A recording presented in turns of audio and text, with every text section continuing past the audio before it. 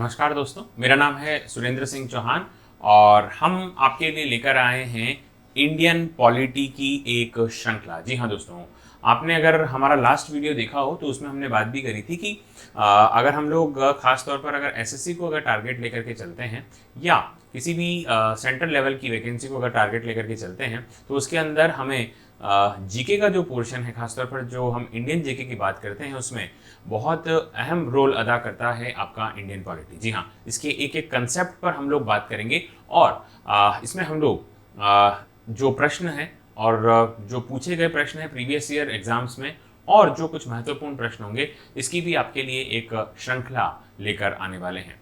इनके कंसेप्ट को भी हम आपके लिए क्लियर करेंगे और बहुत सारी बातों को ध्यान में रखते हुए हम आगे की तरफ बढ़ेंगे और जिससे कि आप परीक्षा के अंदर अगर इससे संबंधित कोई भी प्रश्न आते हैं तो आप उन प्रश्नों को हल करने में अपने आप को सहज महसूस करें।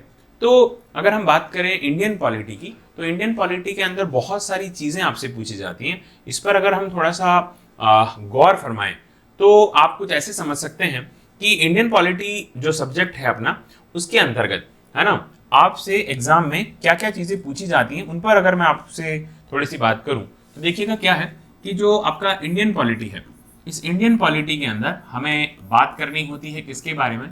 हमें इंडियन पॉलिटी के अंदर कुछ टॉपिक्स मैं आपको बता रहा हूँ, एक तो वो आपको कवर करना है जिसमें सबसे पहले हमें बात करनी है कॉन्स्टिट्यूशन की। जी हाँ दोस्तों, सबसे महत्वपूर्ण बात ही यहाँ से आ जाती है, यानी कि हम संविधान की बात करते हैं। संविधान के अंदर भी हमें बात करनी होती है सबसे पहले कॉन्स्टिट्यूशन असेंबली की। जी हाँ दोस्तों, किसकी बात करनी है? कॉन्स्टिट्यूशन असेंबली की बात हमें इसके अंतर्गत करनी होती है। कॉन्स्टिट्यूशन असेंबली अगर हमने तैयार कर ली तो उसके बाद में संविधान के अंदर जो आपको आर्टिकल्स दिए गए हैं या उससे पहले आप बात कर लो कि जो पार्ट्स आपको दिए गए हैं उन पार्ट्स के बारे में भी हमें चर्चा करनी होगी। उसके अलावा जैसे अगर हम बात करें आर्टिकल्स की, यानी कि अनुच्छेदों की, तो जो आर्टिकल्स हैं हमारे भारतीय संविधान में उन पर भी हम बात करेंगे। हालांकि सारे के सारे आर्टिकल तो हमारे परीक्षा के दृष्टिकोण से महत्वपूर्ण नहीं होते हैं, परंतु फिर भी जितने भी होते हैं उन पर भी हम लोग बातचीत कर लेंगे। इसके अलावा हम लोग हमारे जो भी कुछ कॉन्स्टिट्यूशन के अंदर कुछ विशेष प्रकार की जो संस्थाएं होती हैं उनकी भी बात करेंगे और उन संस्था के साथ साथ अगर हम बात करें कुछ वेरियस पोस्ट होती हैं उन पोस्ट की भी हम लोग यहाँ पर बात कर लेंगे। उसके अलावा हमारे पॉलिटी के अंदर चाहे वो राजनीति से संबंधित कुछ पार्टियों की बात है तो वो भी हम इसके अंदर कर लेंगे और उसके अलावा और भी कुछ अन्य महत्वपूर्ण प्रश्न अगर आप बोल सकते हो या कुछ अन्य महत्वपूर्ण टॉपिक होते हैं जो कि आपके इंडियन पॉलिटी से संबंधित होते हैं, इन पर भी हम लोग विचार विमर्श कर सकते हैं। दोस्तों, इतनी सारी चीज़ों पर हमें क्या करना है? फोकस करना है। अगर हमने इन सब चीज़ों पर फोकस कर लिया तो कोई बहुत बड़ी बात नहीं है कि हम एसएससी का पेपर जो है वो क्रैक कर पाएं। तो दोस्तों, अब हमें क्या करना है? इसके लिए आपको सबसे पहली बात जो है, अगर आप पहली बार तैयारी कर रहे हैं या तैयारी की शुरुआत करना चाहते हैं तो बिल्कुल छोटी छोटी चीज़ों से हमें आगे बढ़ना होगा। हमें उन चीज़ों को समझना होगा और उसी तरीके से हमें धीरे धीरे क्या करना होगा? अपने आप को आगे बढ़ाना होगा।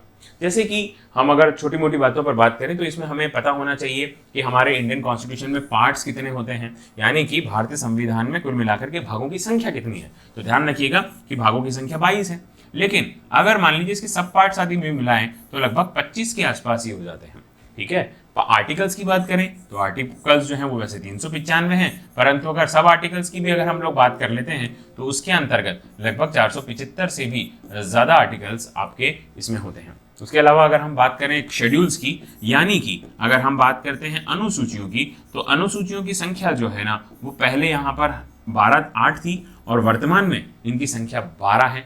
8 अनुसूचियां कौन कौन सी थी, तो उसमें 4 जो ऐड हुई वो कौन कौन सी हैं। उसके अलावा हमारे भारतीय संविधान के अंदर जो भी कुछ संविधान में अभी तक संशोधन हुए हैं, जी हाँ, भारतीय संविधान में जो कुछ भी संशोधन हुए हैं उन सभी संशोधनों के बारे में भी हमें स्टडीज करनी है और उनमें भी जो महत्वपूर्ण संशोधन है वो क्या क्या होते हैं, इन पर भी हम लोग गौर फरमा सकते हैं। तो दोस्तों, इनमें भी ज़्यादा से ज़्यादा हम जब प्रश्न करेंगे, प्रश्नों को हल करेंगे तब हमारे कई सारे कंसेप्ट वहां से भी धीरे धीरे क्या होते जाएंगे, क्लियर होते जाएंगे।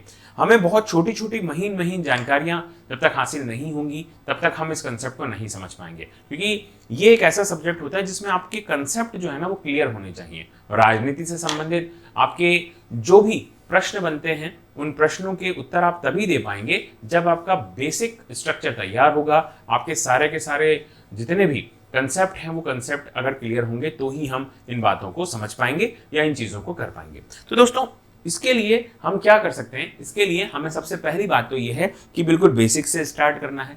दूसरी बात, हमें क्रमबद्धता रखनी पड़ेगी, और अगर हमने इन दोनों चीज़ों को साथ में लेकर के चले तो हम इंडियन पॉलिटी को बहुत आसानी से यहाँ पर कर पाएंगे।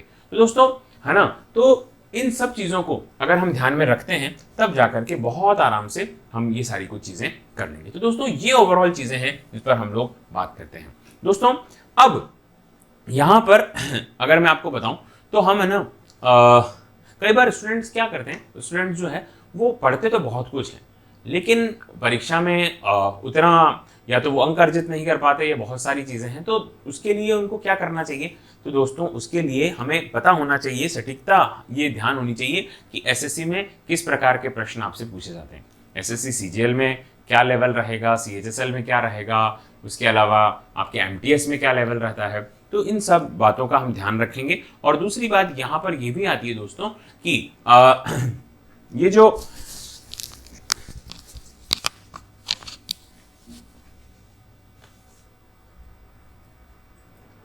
तो इन सब बातों को हम ध्यान में रखते हुए आगे की तरफ बढ़ेंगे। तो दोस्तों आप अगर सरकारी नौकरी प्राप्त करना चाहते हैं, खासतौर पर अगर आपको लगता है कि आप है ना एसएससी जो है एसएससी की भर्ती में जाना चाहते हैं, तो दोस्तों हमारे साथ में बने रहिए।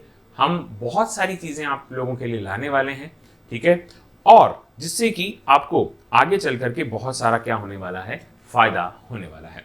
दोस्तों इसी आशा के साथ हम लोग आपसे विदा लेते हैं, और अगर आपके दिमाग में किसी भी प्रकार का अगर कोई प्रश्न हो तो आप कमेंट ज़रूर करिएगा। ठीक है दोस्तों, तो आज के लिए इतना ही, फिर मिलते हैं, तब तक के लिए नमस्कार, जय हिंद, जय भारत।